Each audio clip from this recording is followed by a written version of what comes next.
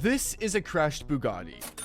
A Chiron Pur Sport to be exact. Only 60 exist in the world. This is the owner. He's an influencer. Here is the price of a McLaren 570S Spider. This is the same car a few days later. When rare cars like this get crashed, it can change how brands act and view us. They can tighten rules, restrict giving you parts, and make it harder for you to buy, fix, or even enjoy these cars. The rise of influencer is getting so bad that the CEO of Bugatti and Rimac called them out. The actual CEO of Bugatti has made a response video to the last YouTube video I put out on the Bugatti Chiron. Let's do a little bit of myth busting today. There's been lots of talk online about Bugatti, and most of what you hear is simply not true. Now, it feels like this change is happening all at once, but this is actually something that has been brewing for over 60 years now. For most of car history, it was simple. If you had the money, you could buy the car you wanted. If you had the skill, you could race it. Car culture was about access. Access to the machine, the track, and the dream. Then, American muscle cars changed the rules in the 1960s and 1970s. They gave normal people 300, 400, 500 horsepower machines for way less money. European brands were fuming that they couldn't win on price or raw performance, so they got salty and changed the game. They started winning by being exclusive. They made their cars harder to get, so owning one felt like status.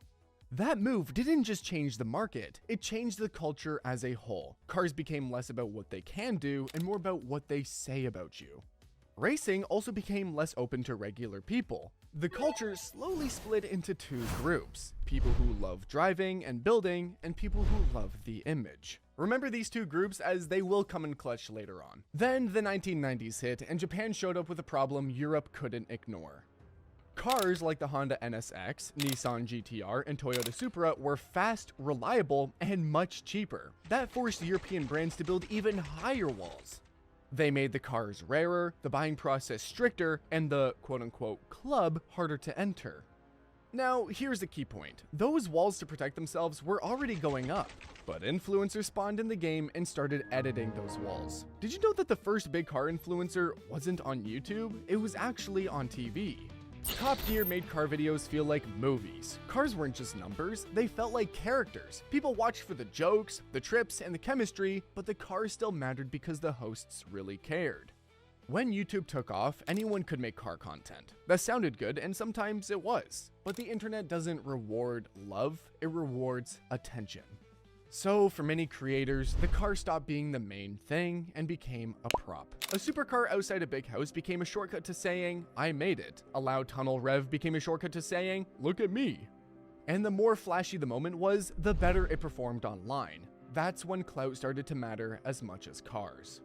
And here's where it gets worse. Luxury brands started thinking, these influencers basically give us free advertising, so let's treat them like VIPs. They weren't just selling cars anymore, they were choosing who gets access based on who can bring attention. That is how access became the winning condition. Let's welcome back Toby into the channel. He's been saving for years to buy a GT3 RS. Toby walks into the dealer ready to pay, but the dealer tells him the car isn't just for sale, he needs an allocation. To earn that permission, Toby is told to buy other cars first. Maybe a Macan, maybe a Cayenne, maybe a regular 911. The entry fee keeps growing, and even after all that, the dealer can still say no. Meanwhile, Candy can get that same car faster because the brand wants the exposure. It doesn't matter if he gives a shit about the car or not, they have followers, and followers are valuable. So now you see the big flaw of this system. Real fans jump through hoops, while influencers get VIP treatment. And then it gets worse. Toby learns something that feels even more insulting. Even if he does get the dream car, he might not fully own it. Some contracts say you can't modify the car. Ferrari. Some say you must service it only at approved dealers. Some even include rules that let the company punish you if you break the agreement.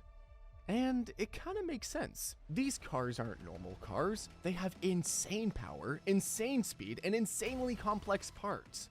And now, because of social media, more of these cars are ending up with people who want the attention more than the responsibility. So what happens when they eventually crash the car? Well, that's exactly what we're seeing right now with the crashed Bugatti situation.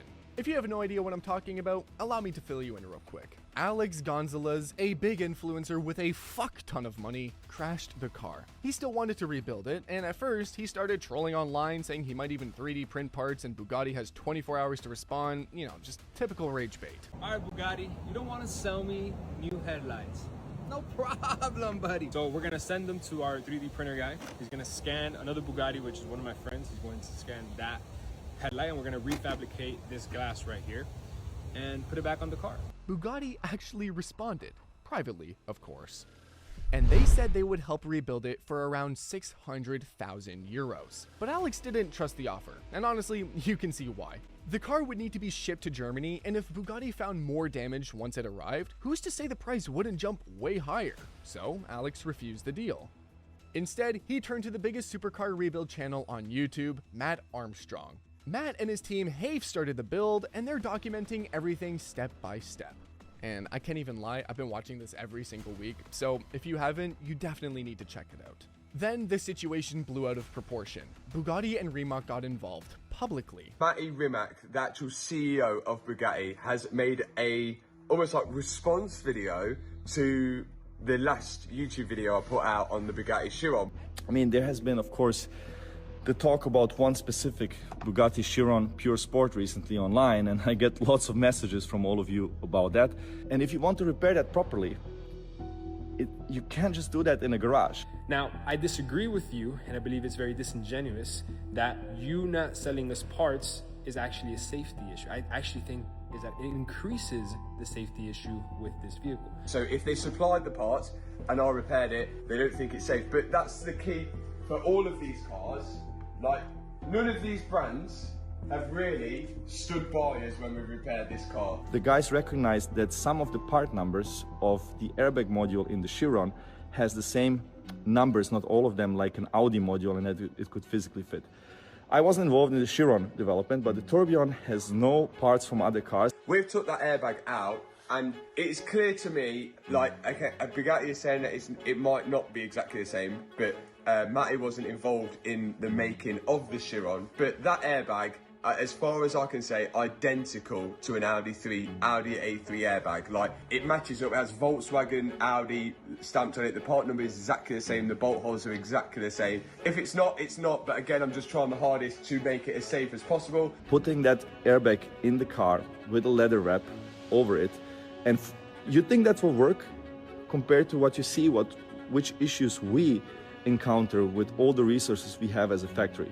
With that specific car, where the car needs to be split in half, a car that goes over 400 kilometers per hour has over 1,600 horsepower, the carbon fiber monocoque, there's so many connections. I'm not sure if you can see that. Imagine the Chiron is similar, so where the engine is and you have the rear subframe that needs to be separated from the car. You can't do that in a garage. There's just a few places in the world with the right equipment and only a few people in the world with the right training to be able to do that. We need to split the car in half and able to try and fix that gearbox issue, which where there's a crack between the transmission and the gearbox. There's like a mountain there which is cracked. To split the car in half, Matty has said that there's only really 2 places in the world to do that, and a trained technician is needed because, again, like, no one's really done it before, like, apart from the trained technicians and the tooling they've used. I've actually seen it on a video, not in real life. I've actually seen it. It's like a big massive machine which holds the back of the car and kind of like mates it up to the front of the car. I have no choice but to try this. So why do we not support this? Because it's not safe. By saying it's impossible to me, edges me on even further to do it. If you don't sell us parts to fix this car, we're going to find a 3rd party, 4th party, 5th party solution to figure it out, because we will fix this vehicle. And if this vehicle was such an issue and it isn't safe to be on the road, when your technician came to Miami to inspect the vehicle for the insurance to see the length of the damages, to inform the insurance of it, they could have labeled this car certificate of destruction. But guess what? They didn't. This car is labeled a salvage title vehicle, meaning that it has the option to be repaired. I would love to support from a car enthusiast perspective, but when you know all of this, it just becomes apparent it's not the right thing to do. That's why we are not doing it. And yeah, I wish them all the best. I just simply disagree with your standpoint. This car will get rebuilt one way or another. If you decide to help us, that is fantastic. If not, we will still figure it out, and we'll make sure that we can do everything as safely as we can. But the internet doesn't like calm stories, it likes fights. So people online started twisting it into a big beef. And to make it worse, smaller creators jumped in and pushed an agenda. They painted brands as villains, attacked Bugatti for clicks, and turned a complicated situation into a simple hate story. And that's the real damage, because now this one crash isn't just a rebuild story anymore where brand and person come together with a joint goal in mind. It's splitting car culture even more. Instead of people focusing on the car and the repair, it becomes teams, drama, and pick a side. If you think influencer car culture is crazy, wait until you hear what cult culture looked like before brands, contracts, and access even existed. Because there was a real underground race where nobody cared who you were, what you posted, or what you were allowed to buy. They only cared about one thing: how fast you could cross America without getting caught. And at one point, they were hitting 175 miles per hour on public roads. Click here to find out how it was made possible.